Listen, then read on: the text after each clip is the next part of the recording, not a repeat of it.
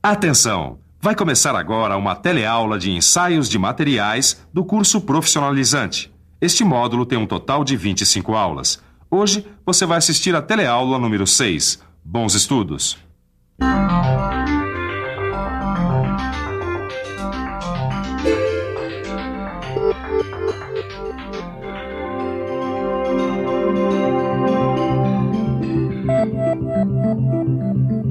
Hoje a gente vai falar sobre ensaio de compressão, não é, Silva? É isso aí, Caio. Ensaio de compressão é muito importante para os materiais que servem para a fabricação de fundações que servem de base para martelamento, suportes, bases de máquinas, etc. Essas fundações têm que ter uma grande resistência às compressões, né? É verdade. Por isso é muito importante que o projetista escolha um material de boa resistência à compressão, que não se deforme facilmente e de boa precisão dimensional. Ensaio de compressão é o tema da nossa teleaula de hoje. Na teleaula de hoje você vai ver por que compressão é parecida com tração. Vai ver quais são as limitações dos ensaios de compressão e vai ver o ensaio de compressão em alguns materiais. Eu aposto que o ensaio de compressão é um dos mais usados. Aí é que você se engana, Caio. O ensaio de compressão não é muito usado nos ensaios de metais. E você em casa quer saber por que a área da mecânica não usa esse tipo de ensaio? Pois então preste bastante atenção porque a nossa teleaula está começando.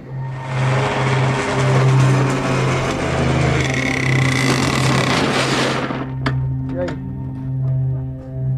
Olha, o rendimento do motor tá muito bom, viu, Ed? Mas eu tô sentindo uma vibração estranha aqui no eixo da roda. Bom, então é melhor a gente parar por hoje e ver o que tá acontecendo, né? Ah, não. Vamos dar só mais umas voltinhas. Que é isso, Neuza? Com segurança não se brinca, hein? É, Neuza, aparentemente tá tudo correto com o eixo, né? Mas a gente nunca sabe como é que tá o material. Edgar, mas a gente submeteu essa peça a um monte de ensaios. Mas a gente não submeteu a um que se chama ensaio de compressão, né? Ensaio de compressão? Poxa, mas será que precisa? Bom, eu não sei, viu, Neuza? Mas ele é muito utilizado em ferro fundido, pedra, madeira, concreto. Em produtos acabados, como as molas, os tubos. E é considerado também o inverso do ensaio de tração. Nos ensaios de compressão, os corpos de prova são submetidos a uma força axial para dentro, distribuída de modo uniforme em toda a seção transversal do corpo de prova. Para entender isso, a gente tem que ficar de olho.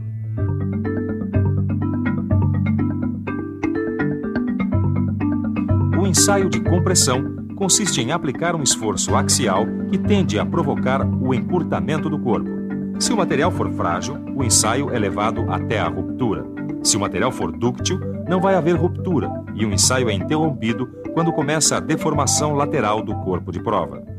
Um corpo submetido à compressão sofre uma deformação elástica e depois uma deformação plástica. Vamos ver.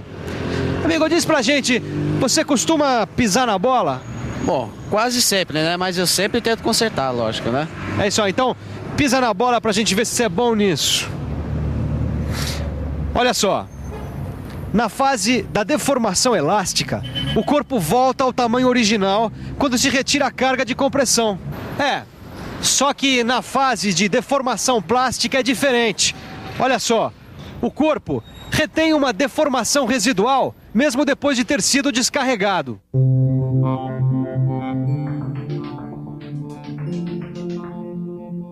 Aqui, a gente vê a representação esquemática de um corpo de prova antes de receber a carga de compressão, durante a ação da carga com deformação elástica e após a retirada da carga, voltando ao estado original. Aqui, a gente vê um corpo de prova antes de receber a carga de compressão, durante a carga com deformação plástica e após a retirada da carga com deformação permanente. Pois então, Caio, nos ensaios de compressão, a lei de Hooke também vale para a fase elástica da deformação. E dá, inclusive, para a gente determinar o módulo de elasticidade para materiais diferentes. Tá bom. E como é que a gente faz para calcular a tensão da deformação e a tensão do módulo de elasticidade? A gente usa algumas fórmulas. Você está lembrado das fórmulas usadas na tensão de tração? Claro, tô. Pois bem, agora a gente vai ver algumas fórmulas parecidas. T, que é a tensão de compressão, é igual a F, que é a força de compressão, dividido por S, que é a área de seção do corpo. Epsilon, que é a deformação, é igual a L0 menos LF, que é a variação do comprimento do corpo dividido por L0, que é o comprimento inicial do corpo. O módulo de elasticidade, então, é igual a tensão de compressão dividido pela deformação. Muito bem, Caio.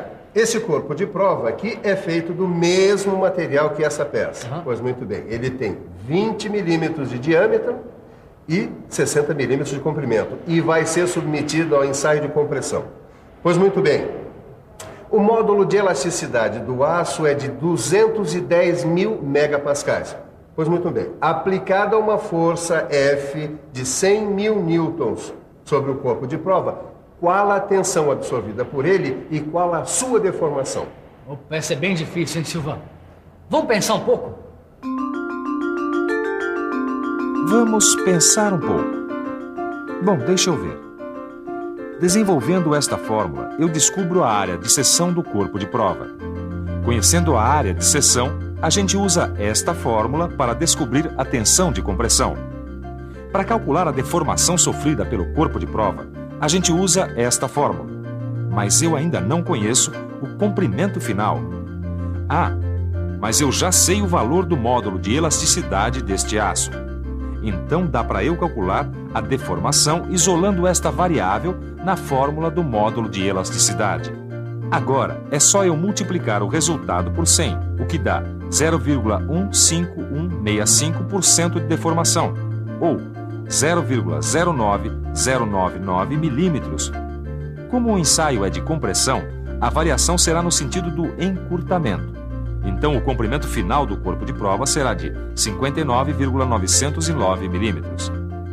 É muito importante a gente conhecer as limitações dos ensaios de compressão. Olha, eu já ia perguntar mesmo, por que o ensaio não é muito usado para os metais, se os esforços de compressão são tão comuns nos produtos? Eu sei. É por causa das dificuldades de medição das propriedades avaliadas nesse tipo de ensaio, Caio. Os valores numéricos, por exemplo, são de difícil verificação e isso pode causar alguns erros. Olha, eu vou te explicar.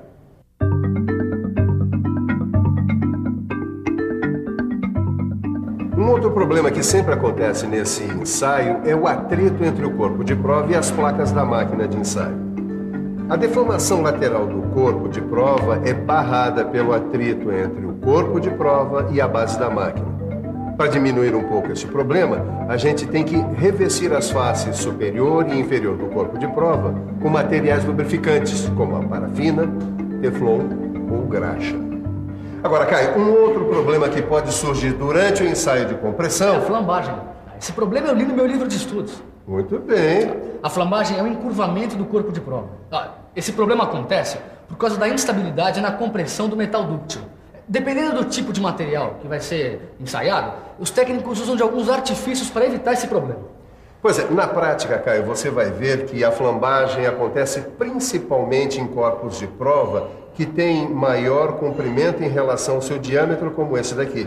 Agora, dependendo do grau de ductilidade do material, é necessário limitar o comprimento dos corpos de prova de 3 a 8 vezes o valor do seu diâmetro.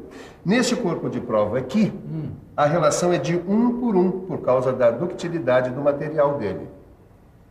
Olha, Edgar, aqui diz que um outro cuidado que deve existir para evitar a flambagem é garantir o perfeito paralelismo entre as placas usadas na máquina universal de ensaio. Ah, é, Nilton? Então dá uma olhada aí para ver se tem alguma coisa sobre ensaio de compressão de materiais dúcteis. Ah, tem sim. Ouve só. Nos materiais dúcteis, a compressão vai provocando uma deformação lateral apreciável, que continua até o corpo de prova se transformar num disco, sem que ocorra ruptura. Nossa, o esforço para isso deve ser muito grande, né, Edgar? É verdade, hein, Nilza? O ensaio de compressão de materiais dúcteis fornece só as propriedades mecânicas referentes à zona elástica, como o limite de proporcionalidade, de escoamento e o módulo de elasticidade. Companheiro, por favor, entorta esse garfo aqui pra gente. Muito bem. Agora, entorta esse garfo de japonês aqui. Você sabe dizer por que esse garfo quebrou e esse daqui não? Porque esse é de aço e esse é de madeira. Muito bem, obrigado. É isso mesmo que você está pensando. Nesse material aqui, A fase elástica é muito pequena. Bom, agora vamos falar de ensaio de compressão em materiais frágeis. A única propriedade mecânica avaliada nos ensaios de compressão de materiais frágeis é o seu limite de resistência à compressão. Muito bem, Caio, vamos refrescar a memória e vamos lembrar uma fórmula matemática para o cálculo do limite da resistência. Vamos lá. Tá? Limite de resistência à compressão é igual a carga de ruptura do corpo dividido pela área de seção. Quer dizer, então, que para descobrir o limite de resistência à compressão de um material que tenha 400 milímetros quadrados de área da seção transversal e que tenha rompido com uma carga de 760 kN, eu vou usar essa fórmula aqui? É isso aí, Caio. E se você usar esses valores na fórmula, vai ver que esse limite de resistência à compressão que o Caio falou é de 1.900 megapascais. Agora, se não for possível realizar o ensaio de compressão, a gente considera que esse limite de resistência à compressão é cerca de 8 vezes o de resistência à tração. Tá bom, e acabou? Não. Nós vamos ver agora o ensaio de compressão de produtos acabados. Caio, existem 2 tipos de ensaio de compressão em produtos acabados. O primeiro é o ensaio de achatamento de tubos e o segundo, o ensaio em molas.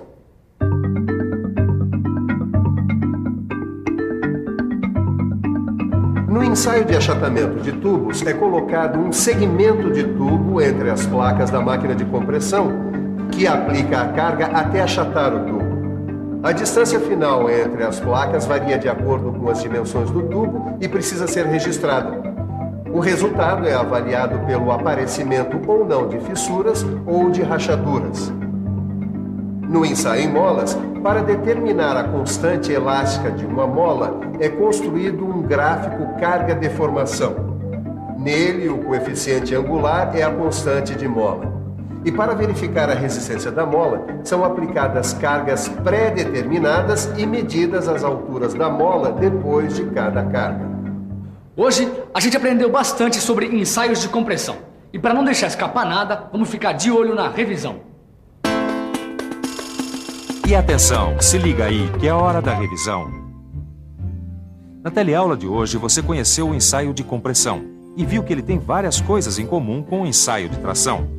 Conheceu as limitações do ensaio de compressão e, finalmente, viu como se faz o ensaio de compressão em materiais dúcteis, em materiais frágeis e em produtos acabados. Agora eu vou dar mais umas voltinhas no kart porque a gente quer deixar ele tinindo para a próxima corrida. Enquanto isso, você pega o seu livro de estudos e revisa tudo que a gente aprendeu na teleaula de hoje.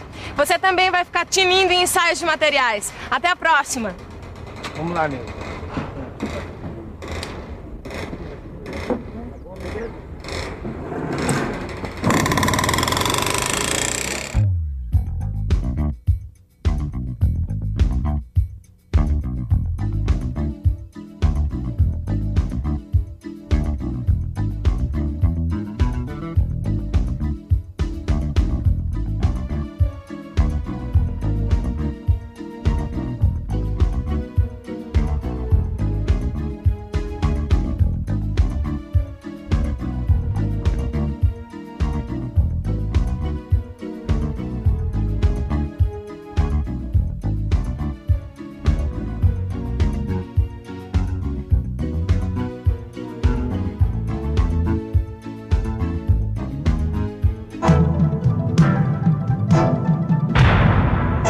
Telecurso 2000, um programa de educação do Sistema Fiesp e da Fundação Roberto Marinho.